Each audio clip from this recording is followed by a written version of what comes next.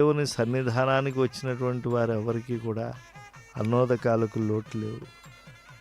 ఆయన యొక్క దర్శనం అటువంటిది, సకలార్థ సిద్ధితమైనటువంటిది, జ్ఞానప్రదాయకమైనటువంటిది.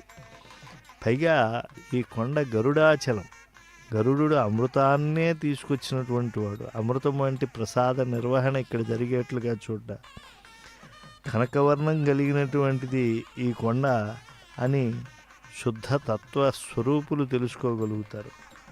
పరబ్రహ్మతత్వాన్ని తెలుసుకున్నటువంటి చిత్తవృత్తి కలిగినటువంటి వాళ్ళే పరబ్రహ్మ స్వరూపమైనటువంటి అన్నప్రసాదాన్ని తీసుకునేటువంటి విధానాన్ని కూడా తెలుసుకుని వారందరూ తరిస్తూ ఉంటారు.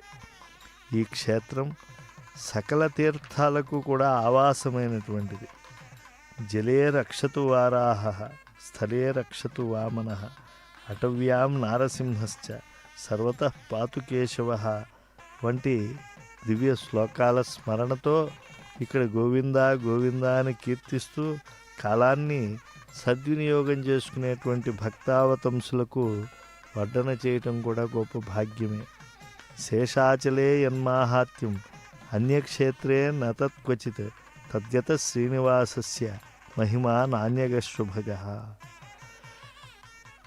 అంటే అన్యక్షేత్రములు ఎన్నో ఉన్నాయి, పుణ్యక్షేత్రములు అన్నీ ఉన్నప్పటికీ కూడా వెంకటాచలంలో అన్నప్రసాదం చేయటం అనేటువంటిది చాలా విశేషం. శేషాచలే యన్మాహాత్యం అన్యక్షేత్రే నతత్క్వచిత్ స్పష్టంగా వ్యాసులు వారే తెలియజేశారు. తద్గత శ్రీనివాసస్య మహిమ నాణ్యగ శుభ అని. అంటే కలియుగంలో ఈ భూలోక వైకుంఠంలో కొలువైనటువంటి శ్రీనివాసుడు పరమదయాంతరంగుడు కనుక జిహ్వకో రుచి అన్నట్టుగా వచ్చినటువంటి భక్తులందరికీ కూడా వారి వారి అభిరుచులకు అనువైనటువంటి ప్రసాదాన్ని వారికి అందేట్లుగా చూసే బాధ్యత అలమేలుమంగా విభుడు ఎప్పుడూ కూడా స్వీకరించి ఉంటాడు. ఆ సమర్పణ, అన్నదాన సమర్పణ అనేటువంటిది భక్తులకు చేయటం అనేటువంటిది భాగ్యంగా భావిస్తూ ఉంటారు.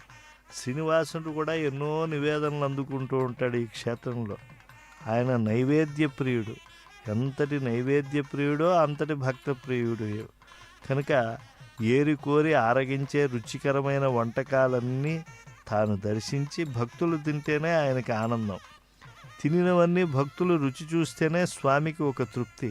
అసలు భక్తులకు తినిపించడానికే వెంకటేశ్వరుడు మంచి మంచి కమ్మనైన ప్రసాదాలు ఆయన అందుకోవాలని సంకల్పించాడు ఈ కలియుగంలో.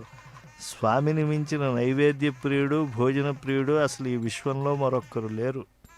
పాలు, వెన్న, బకాలబాతు, దధ్యోదనం, బౌళి, యోరము, వెన్న, బూరియులును, సరడా